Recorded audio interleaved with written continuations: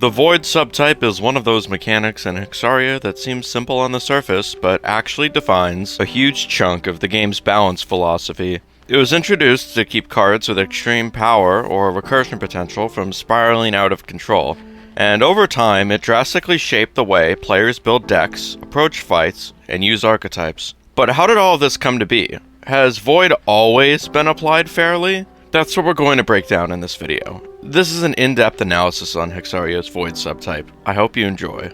Void started out as a simple balancing tool, but it's grown into one of Hexaria's most defining mechanics. However, what does it exactly do? Well, open up Hexaria right now, enter a battle, use Horn of the Unicorn at 1 bit like a complete idiot, and then try and recursion it back with Hocus Pocus. What's that? You can't recursion it back? Yeah, that's what Void does. Void cards can't be brought back with recursion cards. It's that simple. Although I thought I'd note that this is different from a card being banished, usually through self-discarding. While Void cards can appear on deck refills in survival formats, banished cards can't, as they don't go into your discard pile upon being removed like Void cards do. So it's different. A card being Void is huge, as fights are becoming longer and longer in turn length, only incentivizing good usage of a Void card further. You'll have many opportunities to use that ancient power you brought in your deck, however once you use it, you aren't going to be able to use it again, so you need to make it count. To understand why Void matters, you first need to know where it came from and what problem it was likely trying to solve. 2019 was a year in Hexaria where its balancing philosophy was at a crossroads. A lot of absurd stuff was running around on top of the new additions that year, which increased the power level of the options players had, such as Hellfire, Eternal Flame, which can't be purged, and Dynamic Bolt. There were really only 2 options the game could go for balancing this. Option 1 was the traditional route,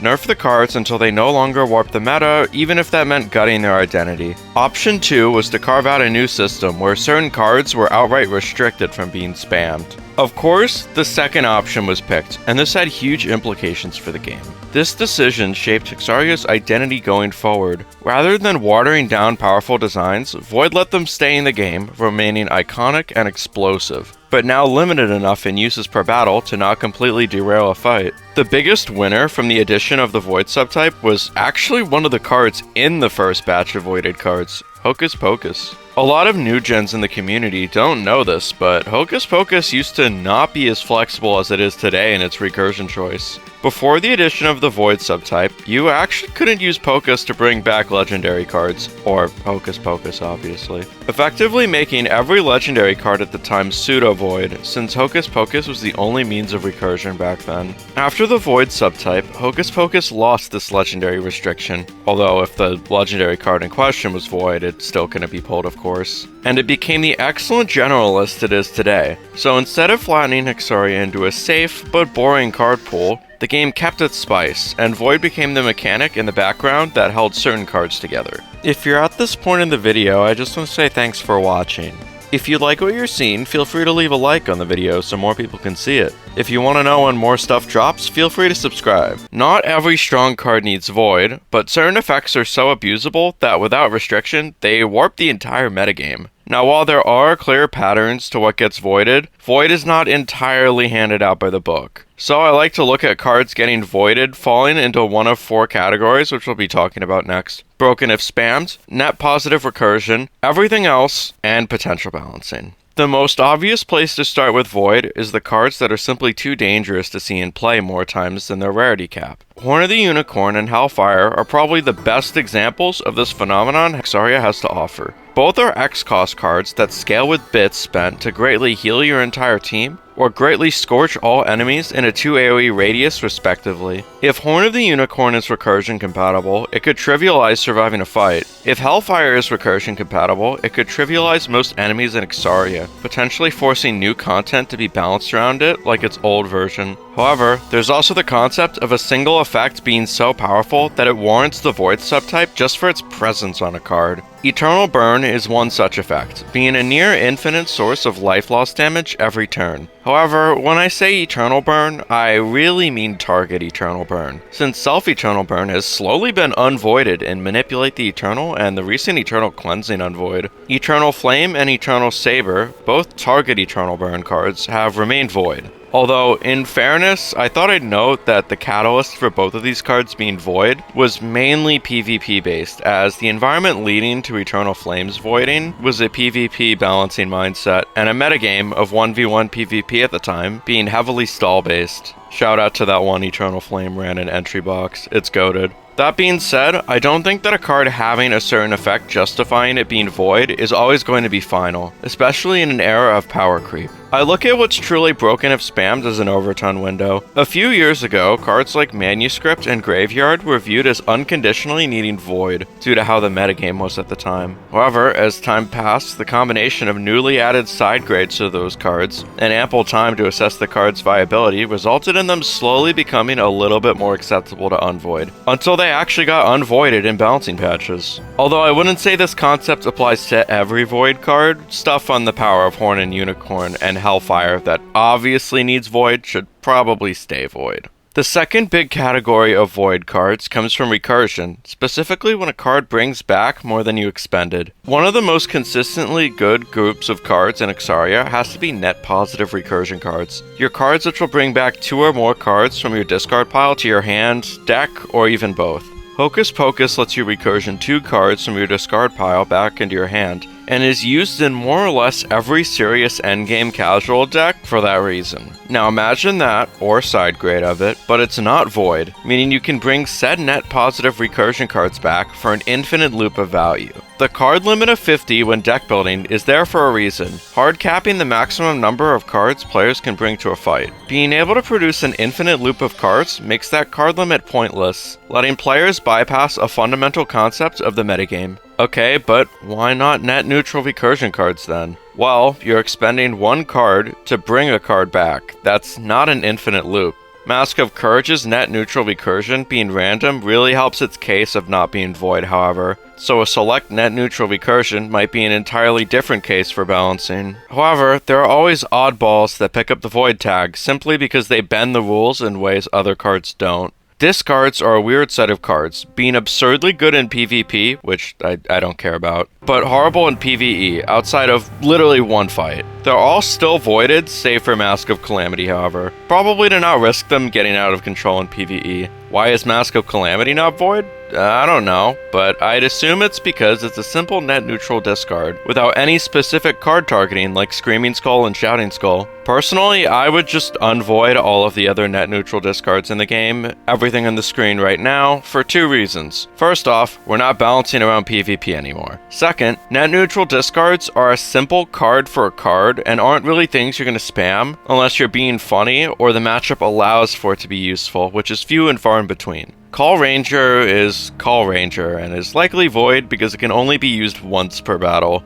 Yeah, it's that simple. Reuse conditional cards pop off when used in the right deck. However, when said cards aren't void, what's the point of the reuse conditional? No, seriously. You can just give yourself another chance at the reuse conditional if you fail to proc it, bypassing the fundamental gimmick of cards like Shoddy Dagger, Infinite Pie, and Haunted Jab. So that's simple.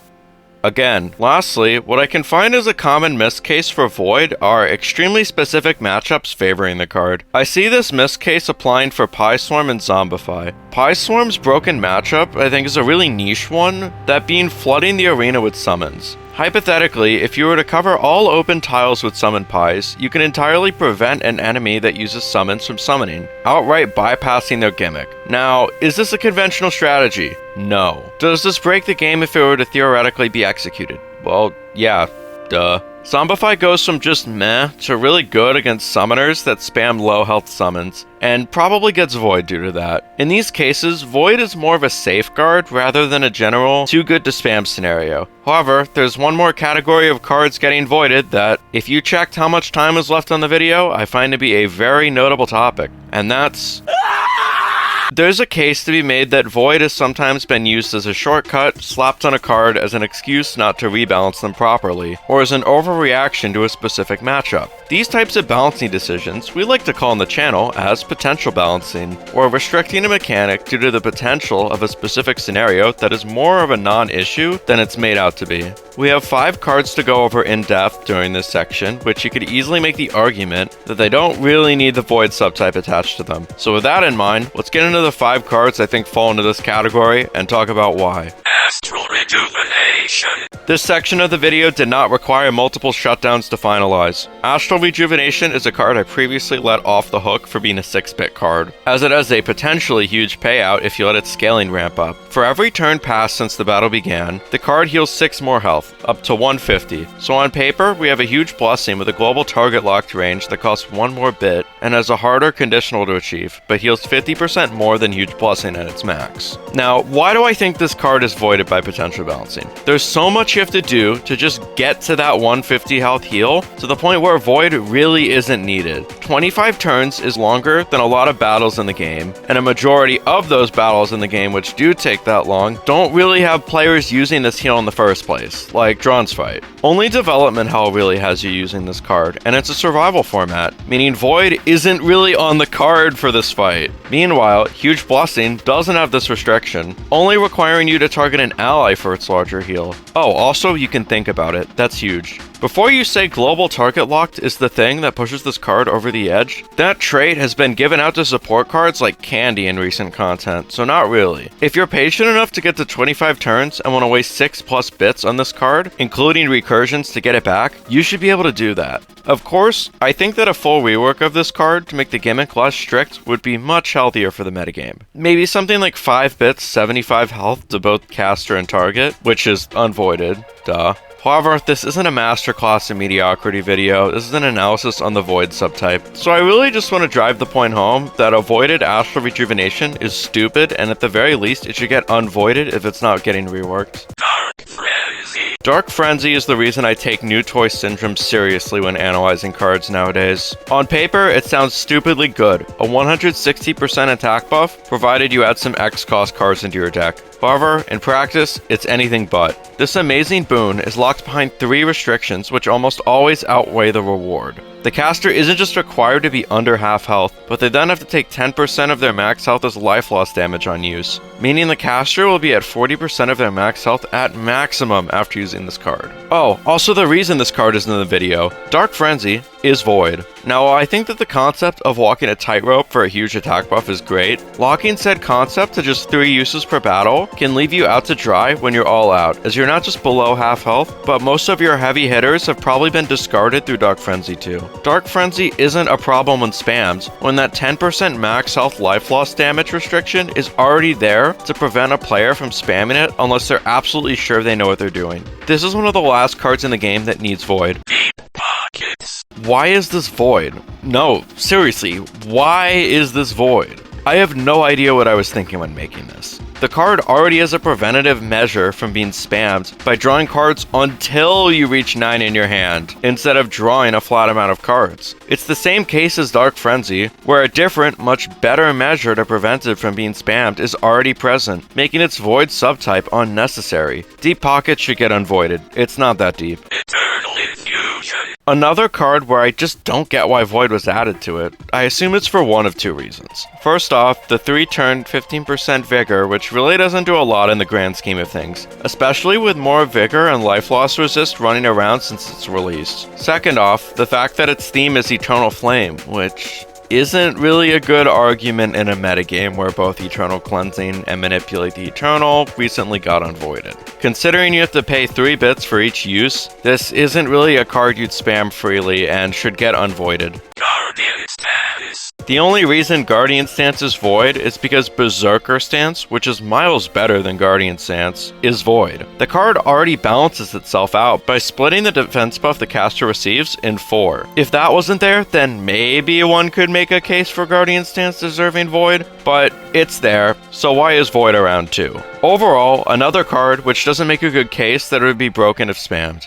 Void is the most impactful subtype in Hexaria's metagame, as you can see from how long I've been able to talk about it in a single video.